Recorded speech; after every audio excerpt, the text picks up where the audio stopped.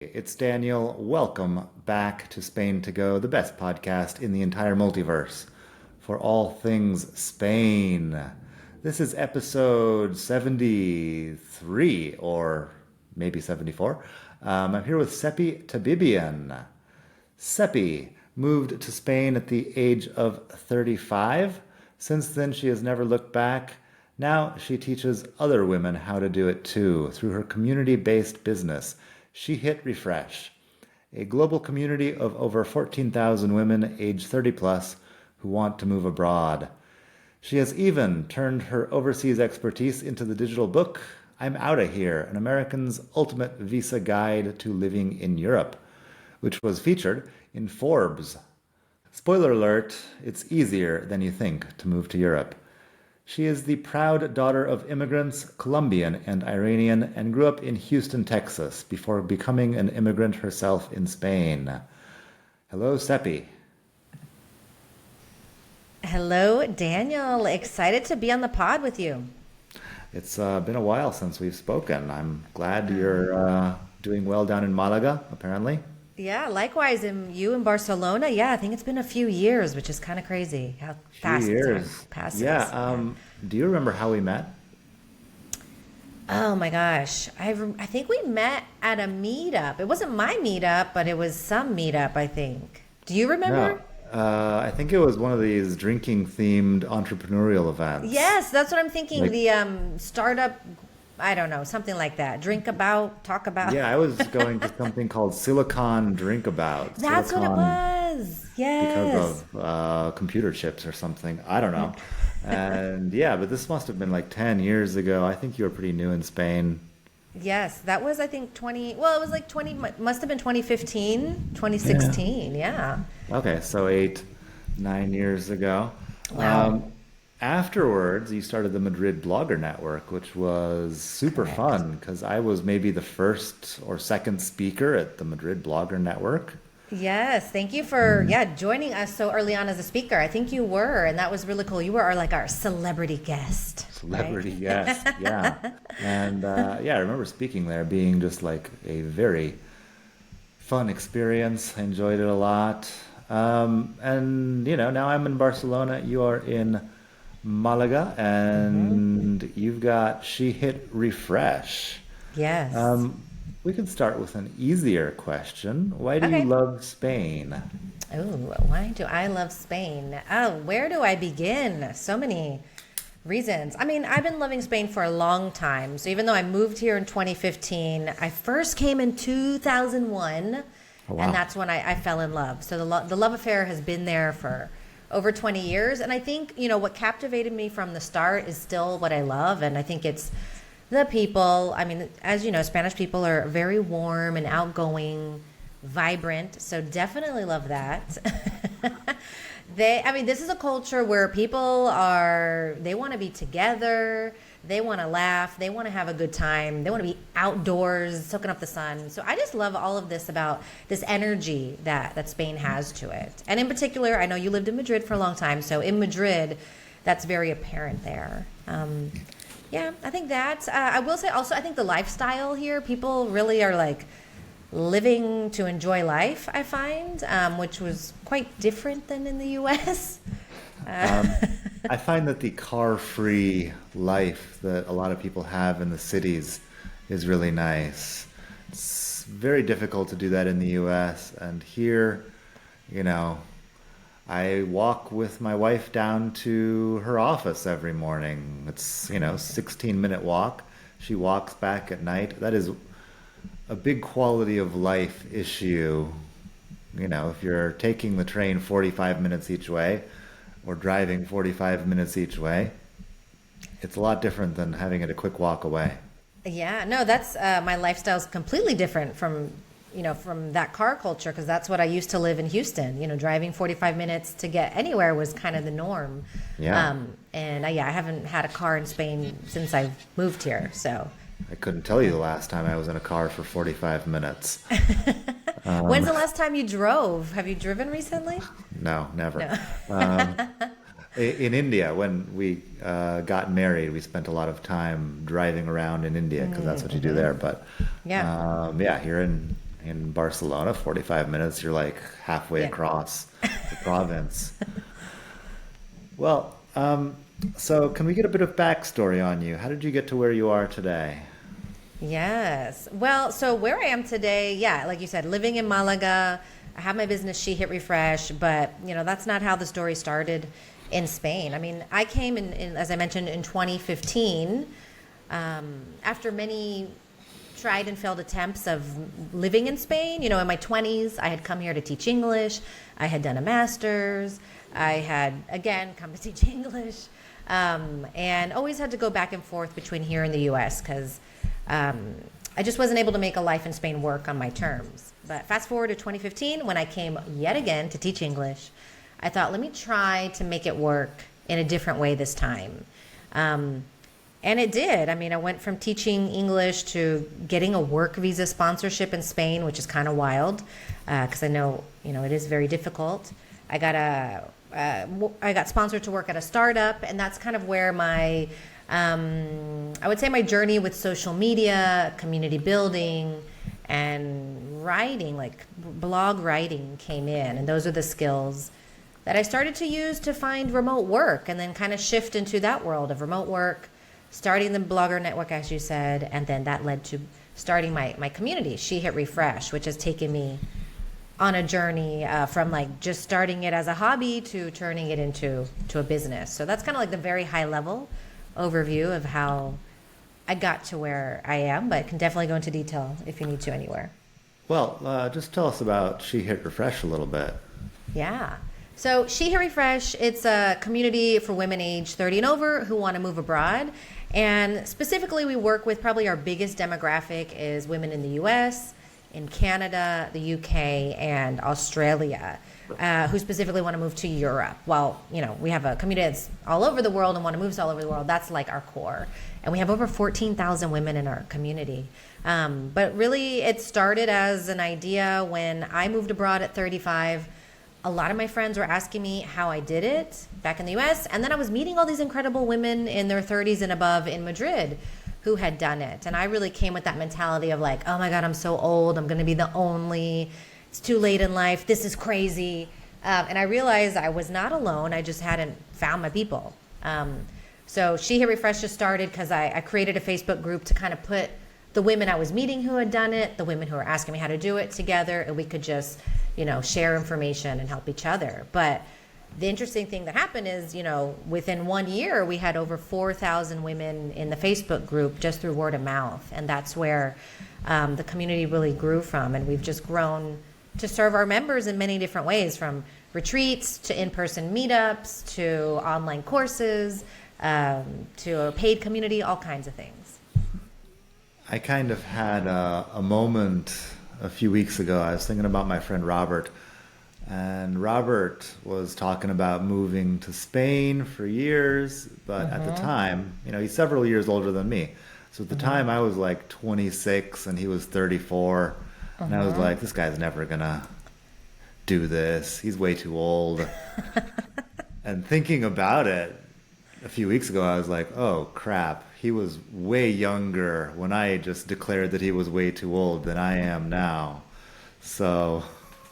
Wait, did you tell him that? Did you just derail his life No, plans? he actually, okay, but in the end, he moved to Spain and then he moved on to Colombia. Wow. He met a Colombian woman here in Spain and then moved to Colombia with her and did all kinds of things that I was not Wow. expecting. Just, when you're 27 years old, you think somebody who's in their mid 30s is like, it's over, Yeah, you should have it figured out by then, right? Yeah.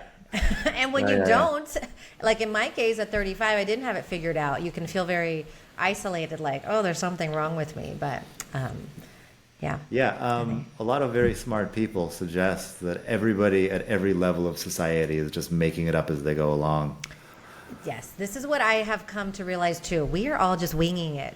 Some people make it look easier than others, but everybody's winging it. Yeah. So you help people to move abroad. You help women especially to move abroad. You have a couple of products. Like you have a master class apparently. Yes, yes. So when I say like I help people, some people are try to understand like what does that mean? So yeah, I teach women the steps they need to take to move abroad successfully, right? I simplify it because it can be very overwhelming, and so I simplify that through the master class you just mentioned. It's called the Move Abroad After 30 Masterclass, and that's where I break down the move abroad into 4 steps, like the 4 steps, essential steps you have to take if you want to move abroad. Like you cannot skip these. And these are the ones to focus on because there's a lot of noise and confusion and information out there. So that's one way that we help women. And another way is through, I have my Facebook group, which is incredible, but now we've created a premium kind of VIP community where you can get even more personalized advice and guidance and assistance.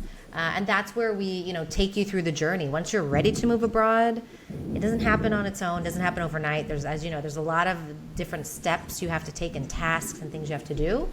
So we are there to help guide you along that journey. And that's our Refreshers Lounge community.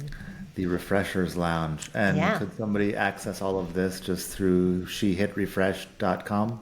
Yeah, come to our website, or also you can, follow us on Instagram. We have everything there too at She Hit Refresh. So if you're looking to move, She Hit Refresh. For anyone who's like, I want to move abroad, but I don't know how, I don't know where to start, that's what we are here for, to help you with that. That is some interesting branding because, whatever's going on in your life, if you move 8,000 miles away, it's going to change. It's almost like hitting a big refresh button on your life.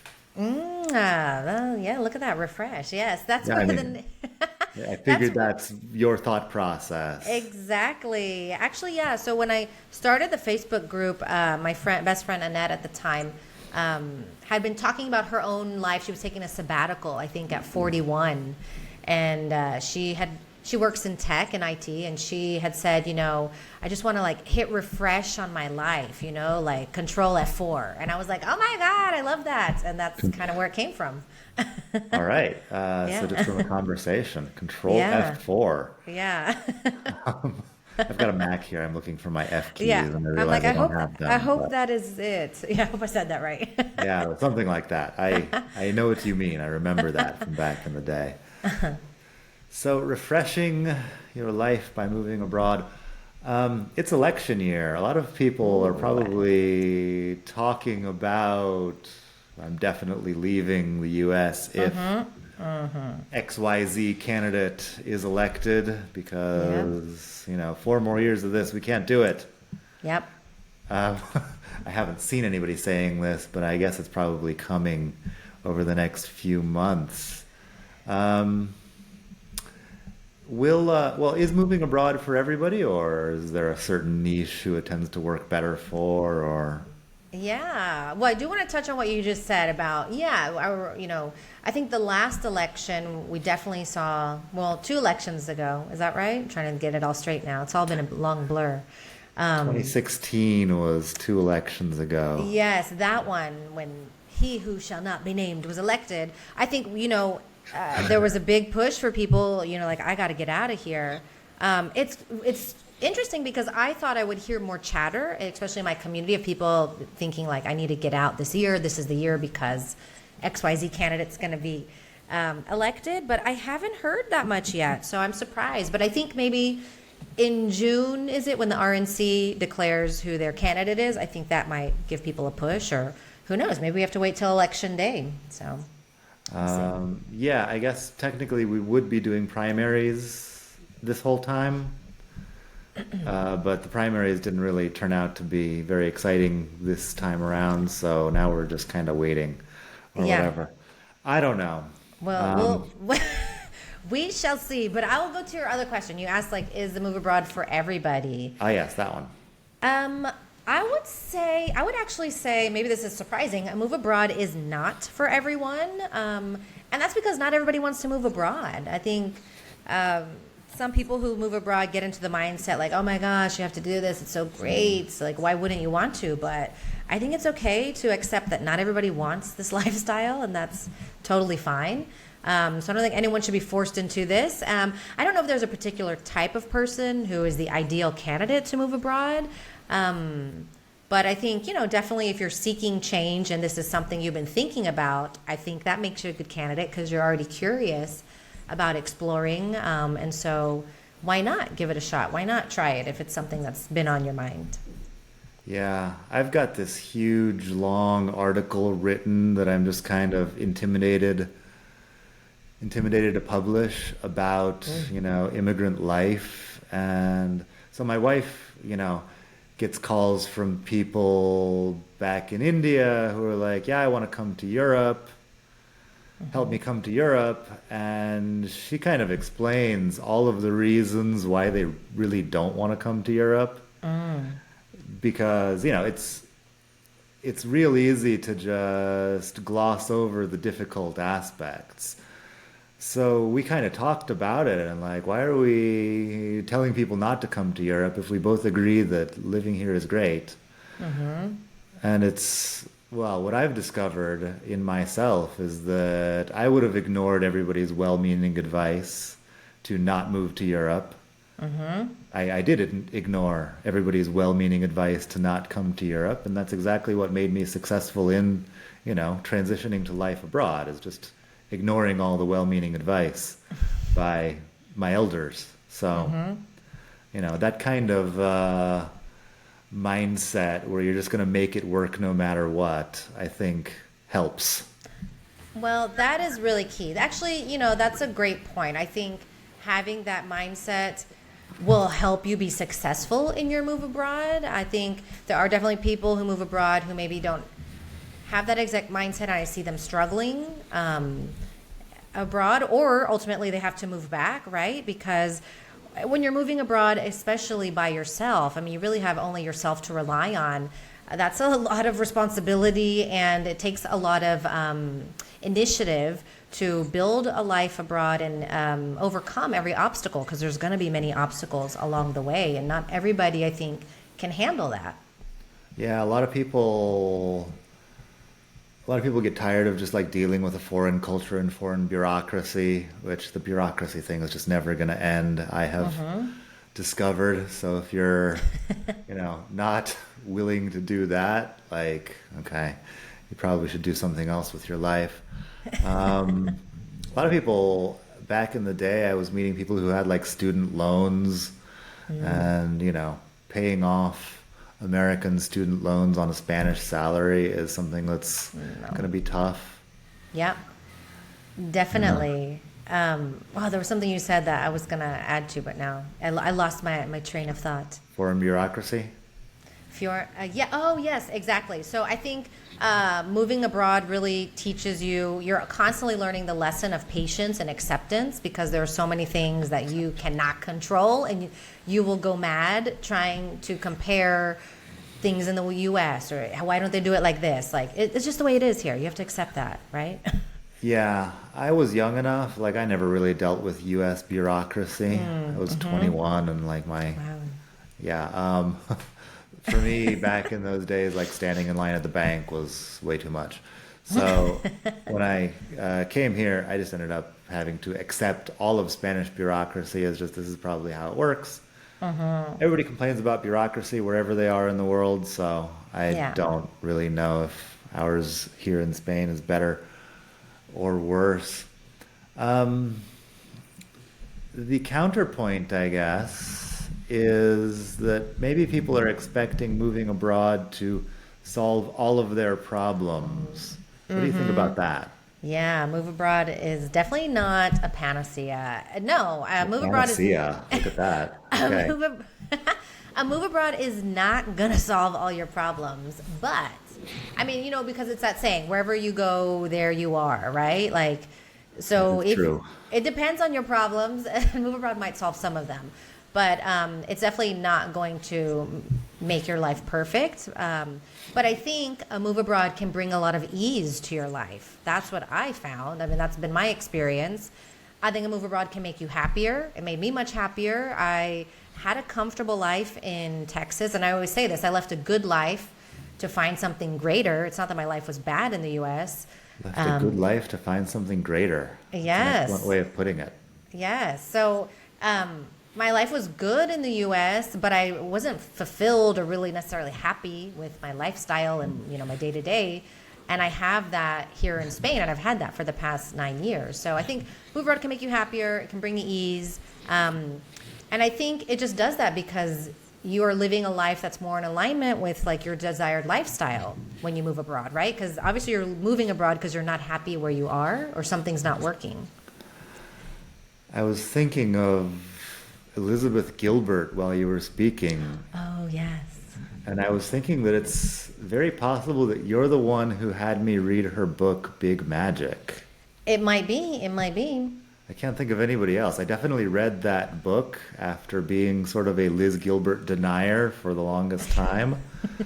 And I read that book because somebody recommended it, and it, yeah, very well could be you.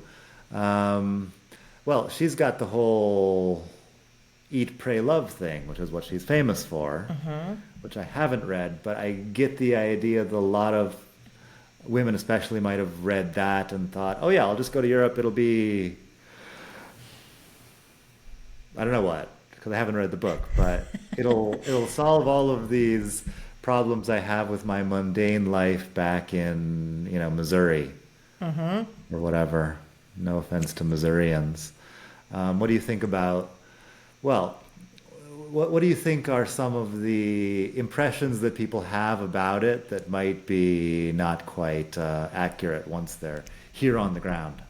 Yeah, well, I think you just people romanticize, what a life abroad is going to be like. Yeah, Eat, Pray, Love, or Emily in Paris, or whatever movie you've seen of people abroad. And of course, there are so many incredible parts of living abroad. And of course, you're going to be on a high for quite a while, right? Of soaking in this new lifestyle that you actually did it and you're here.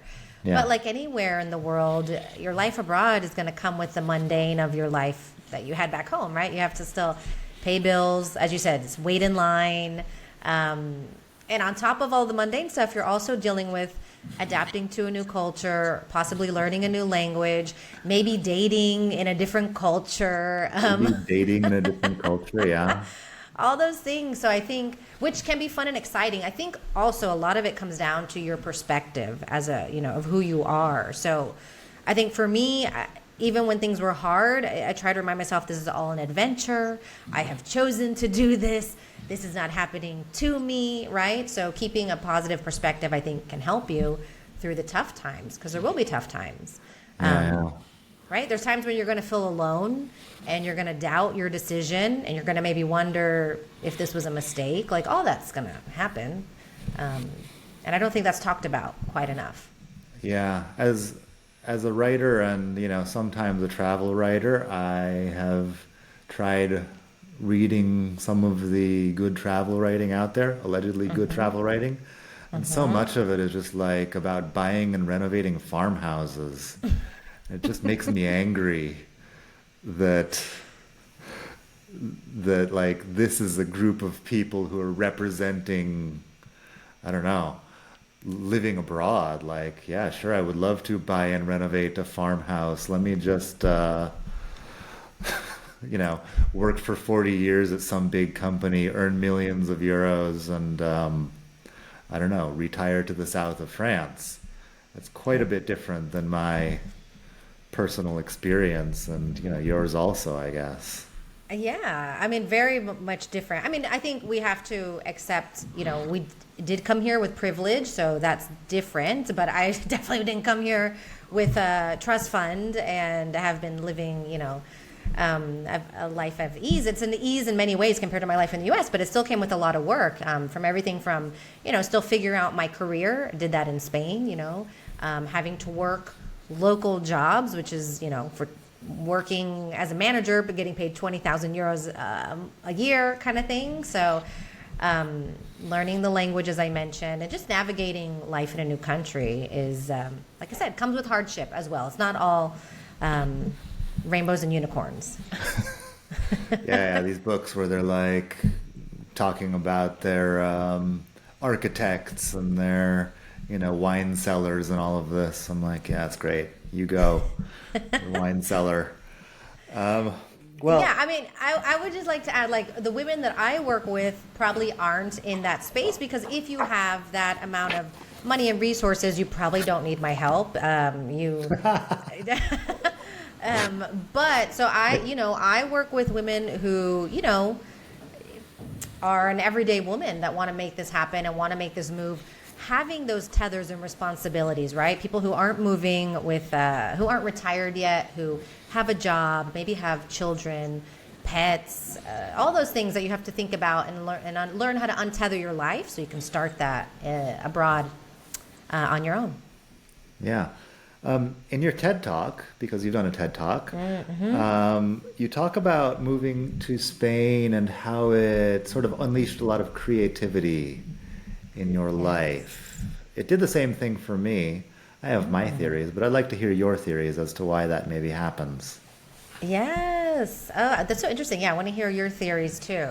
I think, I mean, as I mentioned in my TED Talk, and this was, an idea I had been brewing for a while, about what we can learn about identity from immigrants. I think, that shift for like unlocking creativity within really came from by moving abroad. I was able to like break free of certain expectations, right? Those expectations that society has, community, maybe your family, and that you just internalize, right? So when I say that, I mean like that path to success in the U.S. is very clear. You go to college, you get a good job, you climb the career ladder. Along the way, you're getting married, buying a house. Like those are those markers of success, and that's the path you take.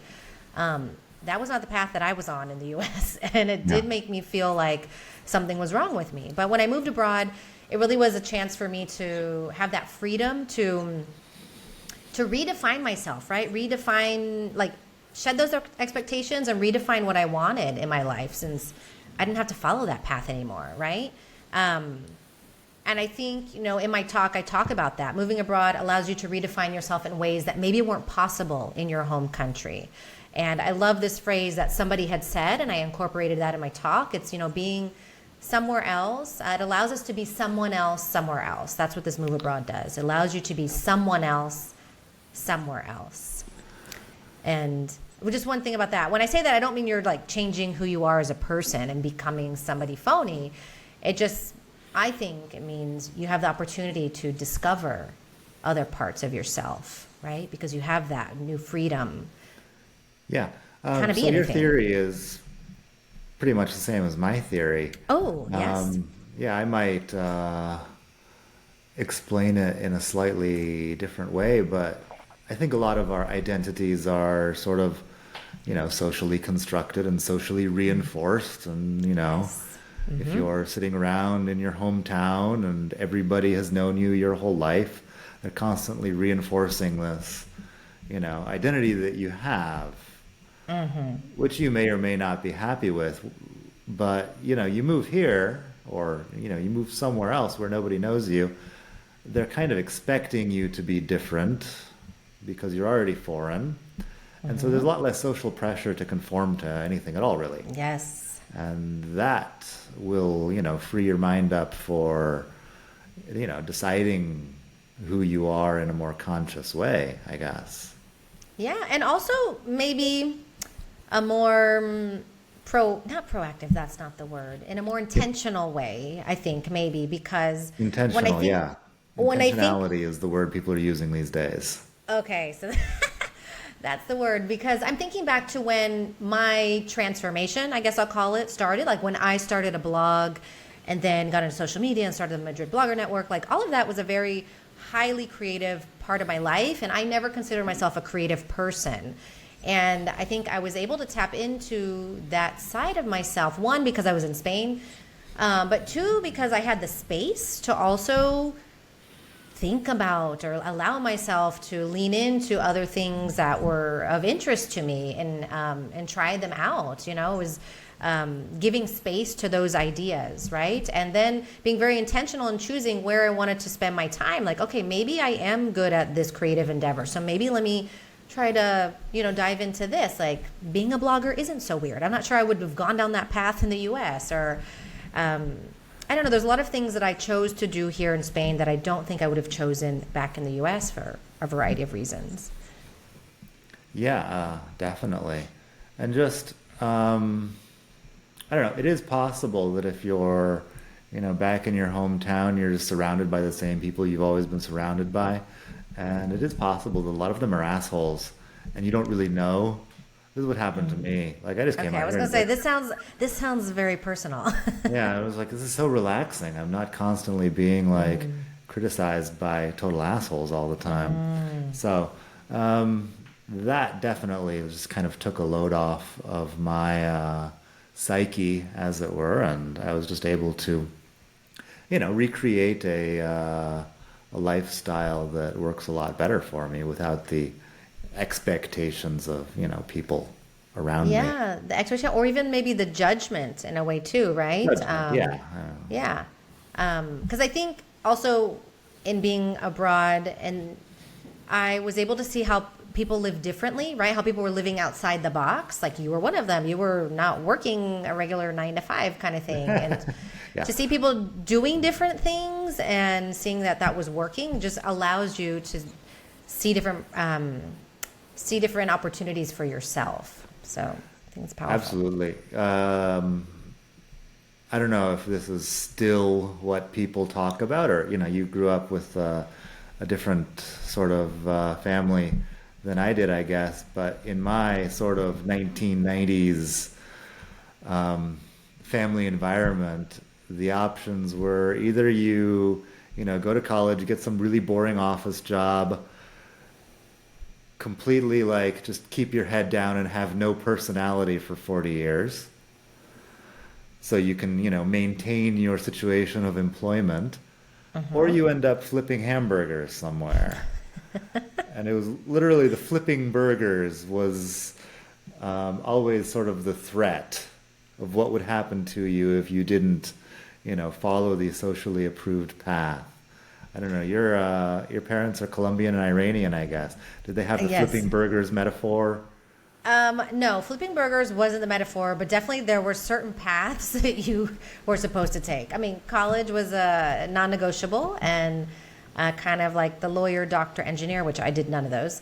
I did Oh, marketing. yeah, that's a big one. But still, it was like, that you just conform. This is what people do. It doesn't matter if you don't like it. Like, nobody likes it. This is just what we do kind of mentality. Because also, I mean, Yeah.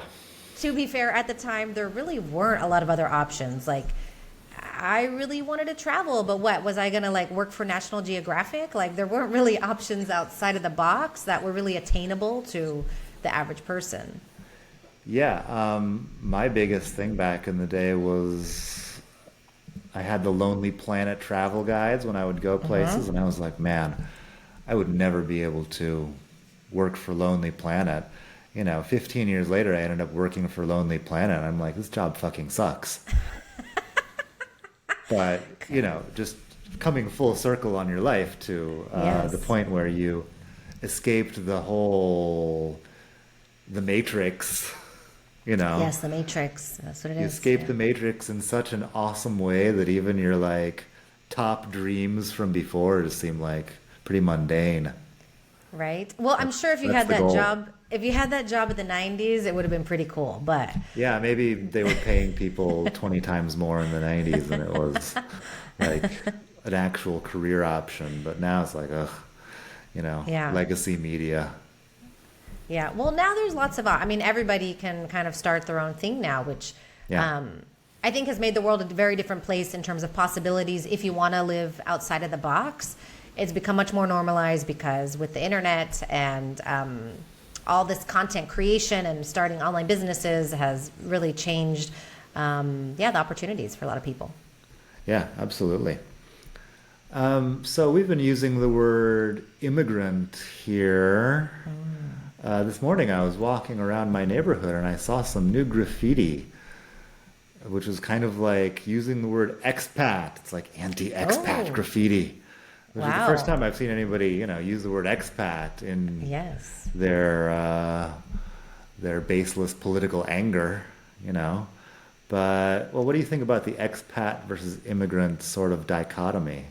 Oh my gosh. Well, one, you should definitely take a picture of that. That might be, I don't know, something historic that you'll look back on in Yeah. a few years. But oh my gosh, this debate, I don't even know where to begin because I feel like I might get in trouble. So I'm going to tread lightly here. I think the whole thing is pretty dumb, but you Oh my might. God, I agree. I agree.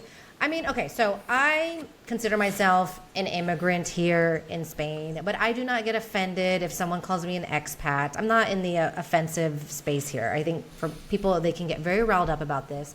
I use the word expat when I talk, in my copy, because for SEO, Americans are probably searching expats and not immigrants. So I use it That's why in, I use it right? also.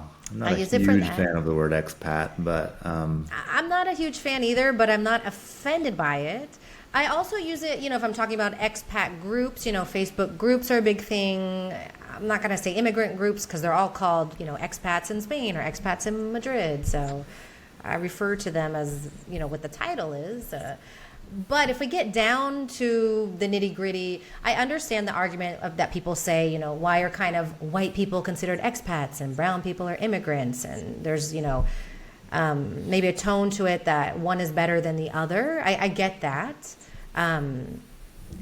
But I think also my parents are immigrants and their immigrant story is very different from mine. So I do also want to recognize that in the spectrum of immigrants, I'm in a very privileged place compared to my parents. There's like no parallel to my experience compared to those, right? yeah, there's a whole spectrum of immigrants. Like, I grew up thinking Ellis Island and all of that. Bring us your tired, you're poor, you're hungry, whatever, huddled masses yearning to breathe free, all of that stuff. But now, every time they write about Madrid and the huge influx of wealthy Latin people in Madrid and all of this, it's like, they're also sort of immigrants, Yeah. I guess. But are they They're also expats because they're wealthy? I mean, yeah. expats, immigrants. Yeah, it's.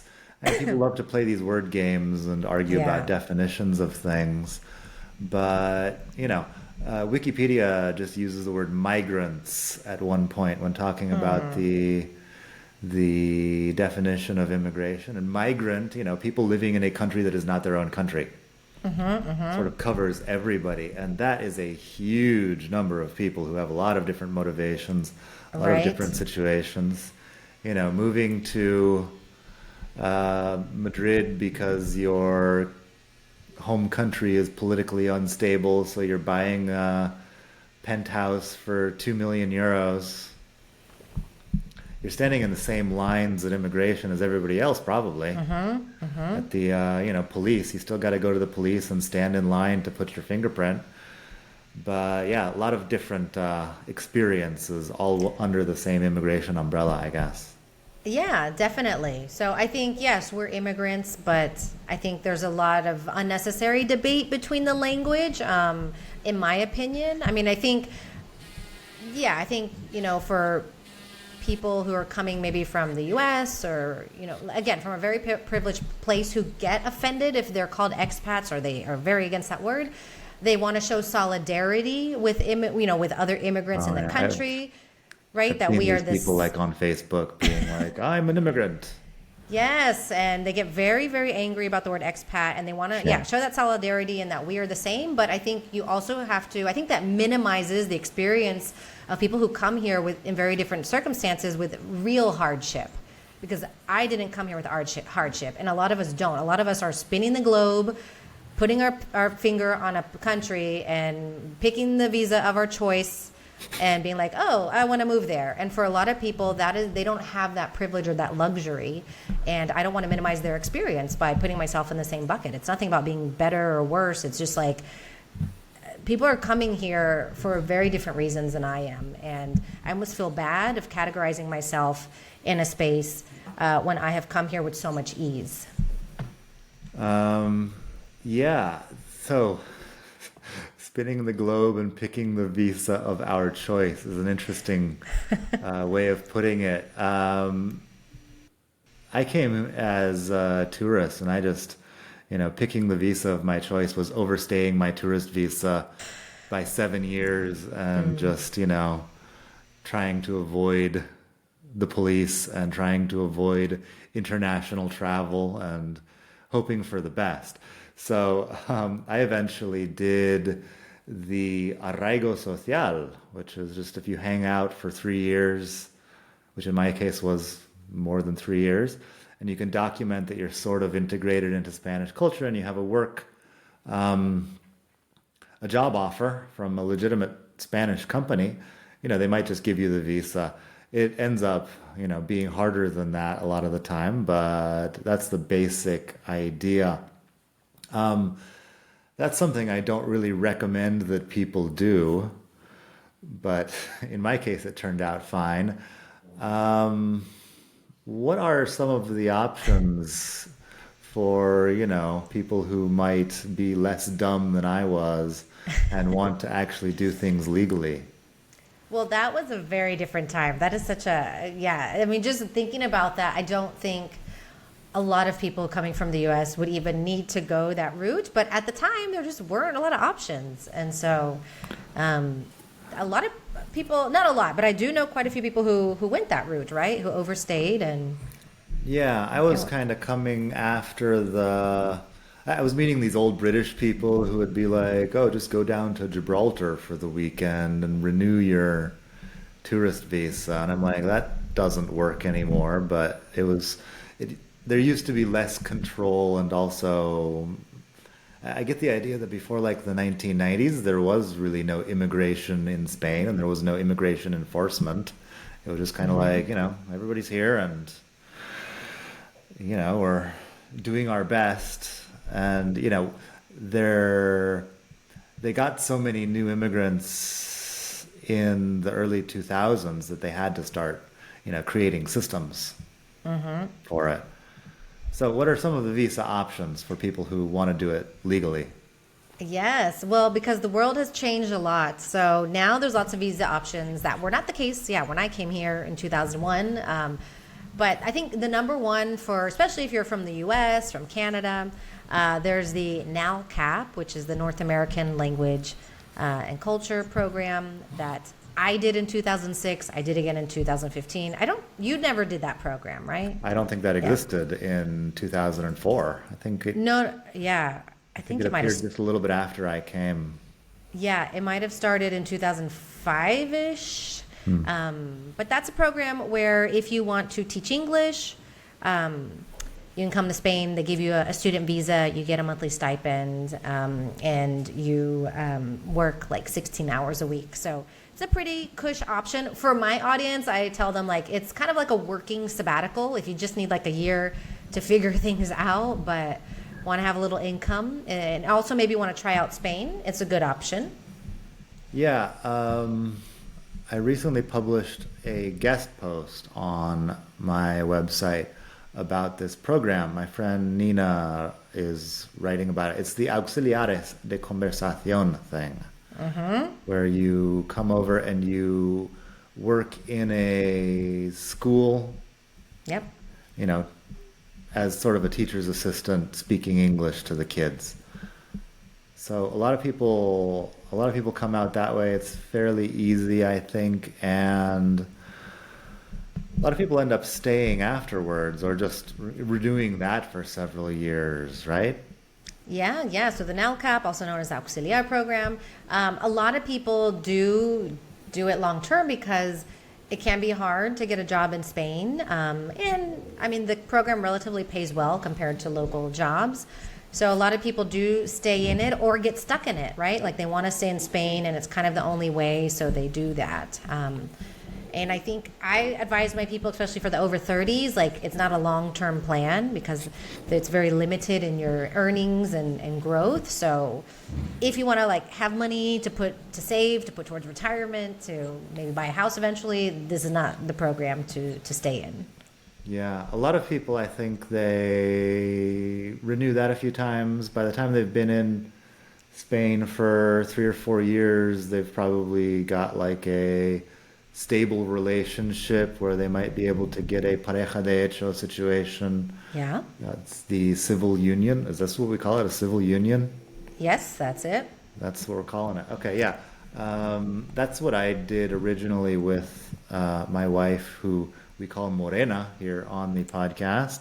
Okay. With Morena, she came on a highly qualified visa. She was doing like a Yeah. science thing in a laboratory, and when she couldn't do that anymore, they told her she's got to leave, or we could do the pareja de hecho. So we did that. And here in Catalonia, it's really easy to do the pareja de hecho.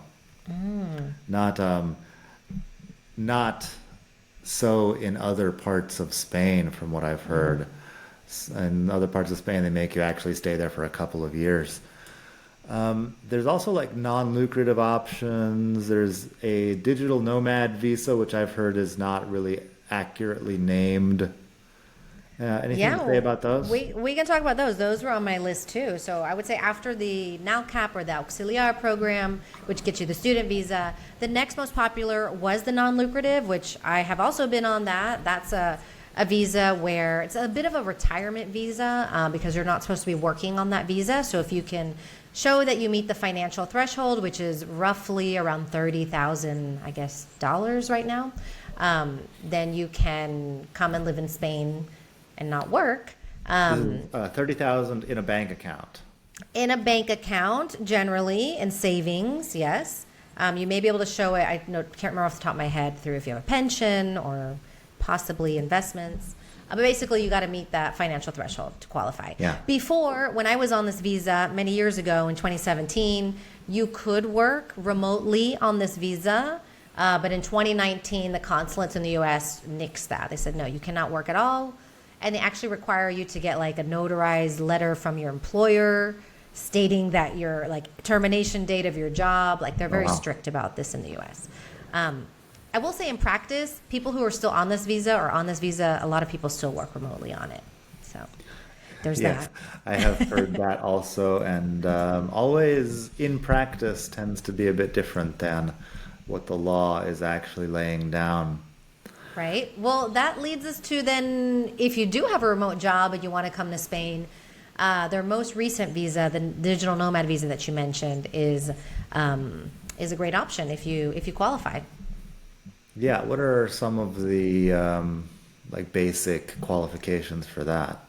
Yeah, so probably the biggest one, and this is in particular for U.S. citizens, is that if you are a W-2 employee, you do not qualify for this visa right now. So you have to be either a contractor or a freelancer in order to qualify. So that's going to be something to look out for, to think about.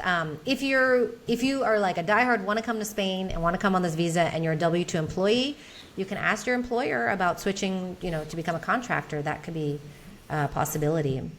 Yeah, I mean, your employer probably saves some money if that happens. Yeah. Well, yeah, because then they aren't responsible really for your health care and Yeah. paid time off and that kind of stuff. So you do need to think about that, 401k. Let me think of some of the other requirements here that are going to be important. You have to show proof of employment, obviously, if you're working for someone or if you have clients, right? If you're a freelancer, you're going to have to do that. And they also require that you show that you're skilled in what you do, right? So that you can either have a good degree or you have to have been working in your field for a few years. So those are some of the main requirements. Yeah, I've heard nobody's actually getting this visa. Like, people have been applying, and it's taking a very long time to actually, I'm coming up with a Spanish word here, very long time to actually process these visas. It depends. So there are some great Facebook groups out there for the digital nomad visa, and I'm in those. And you can see in the beginning, I mean, this visa was launched last year in January, so it's only a little bit over a year old. So in the beginning, it was the wild, wild west, right? Like lawyers, the government, people didn't know how this worked, and they were ironing out the details, and there was a lot of moving parts. Yeah. But now that it's a little bit more of a well-oiled machine, some people are getting them quite quickly, I would say in under a month. And some people have a bit of back and forth. So it really just depends on your situation. Have you been following the whole golden visa drama? Oh my gosh. I have not been following it closely, but I do know that the Prime Minister in Spain mentioned, I think, earlier this year that he wants to end the golden visa program, right? Yeah, I wrote a whole article about the end of the golden visa. Oh, And I mean, there's a couple of things to take into account. One is that there are not very many golden visas actually out there. The number is a lot lower than I was expecting. okay. Another one is that what you just said is very accurate. The prime minister, or at least somebody in the government, said that they are considering ending the golden visa. The way that they write like newspaper headlines here just kind of drives me nuts sometimes because they write it like this is definitely happening. This is Right. what the government is doing. And in reality, it's like, yeah, somebody is going to present a report which may or may not lead to any actual action. And 2 years later, after 7 different votes in both the regular parliament and the Senate, something may come of this. Right. I mean, that's That's like exactly the why. accurate headline. But Yeah, that's why I haven't followed it in so much detail because once I saw like, oh, he just said that, like nothing's actually happening, then this is a they say non-news, things. I right? don't know. So, are you still recommending that people might look into the golden visa if that's what they want? Well, I mean, to be honest, again, my audience, some of them are interested in golden visas, but for the majority, it's not a realistic option because to qualify for Spain's golden visa, you have to make a 500,000 euro investment, financial investment, right? And that cannot be with a mortgage. You have to pay cash. And Yeah. that's a lot of money. So not everybody's in that position. So it really wasn't a viable option for a lot of my audience anyways. But if it is great, I think it's a great opportunity and you should go Yeah. for that if you can, if you want I to. mean, I was just thinking that the number of, baby boomers in the US who could sell their house for $1 million and come to Spain with that money, buy a house and just live, like that's got to be a lot of people in the US at this point. But the number of actual visas that have been processed is pretty low. Yeah, I think I read in an article there's 10,000 have been issued since 2013. Yeah, like 9,000 or Yeah. 10,000. Yeah, it's just some bizarrely low number. What I wrote about is the fact that like any person from Germany or the Netherlands or Sweden or whatever can also come down and buy a house in Spain is much more relevant for like, immigration purposes. There's a whole lot of EU people who can just move here and have fun in the sun, as it were, without any sort of visa. So that's I don't know, affecting, I guess, people's perception of how many foreigners are in their neighborhoods buying expensive houses and all of that. Yeah, well, I actually had read, and I think I shared that with my community. I think it was a New York Times article about the golden visa here and in Portugal and in Greece, and how that it has played a part in the housing crises that are happening here. But then when I was reading other articles that really highlighted how few of these visas have Yeah. been issued, right? Of how little the golden visa actually plays a part in the housing crisis was the counter argument. It was really interesting to then think about like really who is behind the housing shortage and this wild increase in housing prices over the past, I would say that just the past few years, things have gotten wild here in Spain. Yeah, I haven't really figured out who's behind it, but they're certainly not building houses like they used to. So we've got kind of a, supply and demand problem.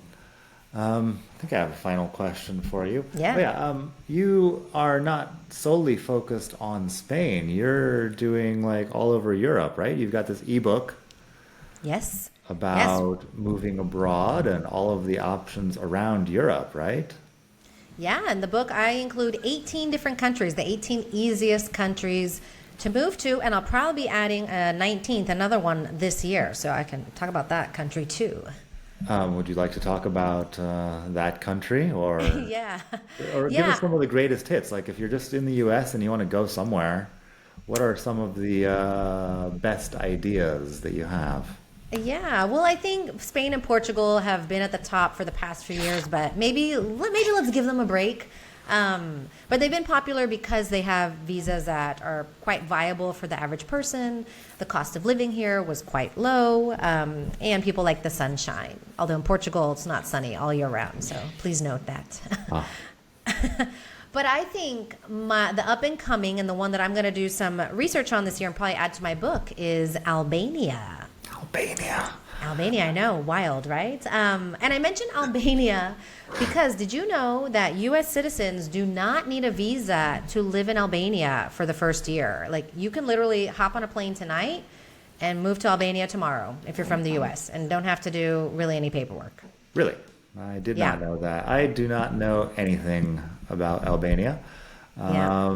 Is it in the EU or? No, it is not. But they are calling it the new Croatia, and maybe down the line, it may be. I can't remember if they have bid to become a part of the EU yet or not. I don't remember. There's definitely a lot to be said about some of these Eastern European, I don't even know if Eastern European is the right word, but kind of these countries to the right of Italy, where a lot of people say that, for $450 a month, you can rent a really nice place and just live at Ex- relatively low cost. Yeah, I mean, I think Albania is considered a Balkan country, but it is true. I have I members was of wondering She if Hit Balkan was Refresh. the word that I should be using, Yeah, I think or if Balkan is Balkan is more. offensive to people in Albania. I don't even Well, know. actually, I don't know. Probably asking the wrong person here, but I'll find out when I go. But I do have members of She Hit Refresh who have moved there because they found out about this option, and they're doing exactly what you said, renting a nice one bedroom for 500 euros and have very much a life of ease there. Life So of ease. You keep saying life of ease. I know. Well, that's what people want, and that's what I think Do you can they? really get. Man, I Oh want the my life of gosh. struggle. Life of struggle Yeah. is my And jam. hardship. Yes. I It can't builds do character. these for more than like a day and a half without just going nuts. Are you being serious? I am Is being your life absolutely serious. You Yeah. have a life of struggle in Barcelona? Come on now. I go out and I find struggles to get involved in so that I can have a more vigorous, I don't know, yeah, life of struggle. This is a great American tradition. Oh, okay. Well, define your struggles. I think a lot of people want to get away from not being able to afford housing and health care and I don't know, the tension in the air in the US. Like they just want to leave that behind and not have to have problems that they don't need to worry about. I mean, okay, once again, don't think you're going to overstay your tourist visa, make it work later, and also have a life of ease. Like that doesn't describe anything that I've done. I don't know. I've always been doing like martial arts and stuff, so I'm going out and getting in fights because it's a hard thing I can do. I'm always coming up with hard physical things I can do you know, as part of the life of struggle. Oh, well, But that's fine. also, no, but also like fucking being an illegal immigrant for 7 years. Okay, that's a life of struggle type thing that is not for all personality types, I guess, but having housing problems and also not having any right to live in this country anyway is a different level of, housing problem than what I would have had back in the US, most likely. True, true. But your life, well, I don't know. I don't know your day-to-day life today, but it sounds like maybe you're looking for struggle, which means your life doesn't have a lot of struggle in it, the lifestyle that you've created here. So I think that's what people are looking for, just a life where they can not have to stress and worry so much. Of course, your life you can be an activist abroad. You can, do your triathlons and marathons. I'm not saying it's a life where you have your head in the sand and you sit on the couch or a beach all day. It's just a life that doesn't have the same stressors that people maybe have in the US that they're trying to leave. Yeah, okay. It's the idea that moving abroad is supposed to be a sort of permanent vacation, I think is what I'm No. imagining when you say life of ease. I'm imagining like, oh, just go to the beach and live Oh on yeah, the beach. That's your projection. That's not what I mean. I mean, my life, I would say I have a life of ease here in Spain, but still, my business requires a lot of energy and time. It's the entrepreneurial journey of up and down. Like, my life could be a lot easier if I just taught English or I just got a 9 to 5. Like, this is the struggle I've chosen, but for me, this is part of my life of ease because I'm doing what I want to be doing. Okay, so you're just using ease to mean something different than what I'm thinking that ease means. Yes, Okay. I'm not talking about sitting on a beach. Yeah, Okay, But if you want to do that, that's struggle great. as part of the life of ease. So in There the we end, go. we have very similar lifestyle. Running businesses. Are you paying like autonomo fees? Oh my gosh, let's not even talk about the drama of autonomo and taxes. For me, Yeah. any venture into my sort of Dropbox that I share with my accountant and all of these emails back and forth about my massive tax bills, like that's not, part of the life of ease. So if I, No, that's just part of the mundane that happens wherever yeah, you are in life, right? So, yeah, yeah. In the U.S., they're super liberal about tax deductions for business stuff, and I yeah. actually got a tax inspection last year where they're like, "Did you really need to leave the house for this lunch?" In Spain? Yeah. Wow, that's Yeah, this crazy. literally happened to me where I had to justify the reason why I had deducted, 5 or 6 business lunches over the Wow. course of a full year. Wow. They were just really, really wanted that extra $15 in tax revenue. So, life of ease. Ease is Yeah. relative, I think, is what we've Yes. established here. So you got Albania Yeah. and any other top, options for Well, Americans? Well, Italy just came out with their digital nomad visa, so that may be a place. I know Italy, a lot of people have wanted to move to, but it hasn't been. I mean, they do have some options, but the digital nomad visa is making it much easier. Again, this was just launched in the last few months, so it's wild, wild west again. So give it time. We mentioned Spain and Portugal. I mean, another country, but it's not located in. They have some, let's say, aggressive neighbors. But another country that is in my book is Georgia, which also U.S. citizens don't need a visa to live there. So that's an option. But Russia is a neighbor, so that's something to just know about. There's still plenty of Americans and other people living there, quite happily there. Yeah, yeah. That's interesting. Georgia. I've seen like people going to Georgia for tourism and it looks really cool. Yeah, I was just there in January for a conference, and I went there a few years ago for tourism, and I love it. Great food. Yeah, the culture is very interesting. Beautiful country. Yeah, a lot to see and do. So, Great. Well, Seppi, yeah. thank you very much for coming on the podcast. Thank It you, sounds like you're Daniel. doing great things out there in the world for our little expat niche. Where can people find more from you if they want to, learn about the She Hit Refresh project and maybe, you know, sign up for your masterclass or something? Yes. Thank you so much. Yes, they can find me at shehitrefresh.com on our website or on Instagram at shehitRefresh. I think those are the two best places. If you're on Facebook, join our Facebook community, our Facebook group, She Hit Refresh. So you can find me there. Awesome. Well, any final thoughts here? Yes. Oh, for anyone who wants to join the masterclass, our 4-day training on how to move abroad, and will help you create a personalized plan.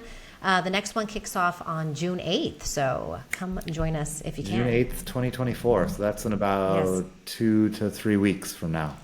Yes. So would love to see you there. But that is all I have. Thank you, Daniel, so much for having me on. This has been such a pleasure. All right, thank you. For the rest of the people out there, thank you for watching, and we will, I don't know, be back soon with more Spain to go. So stay tuned.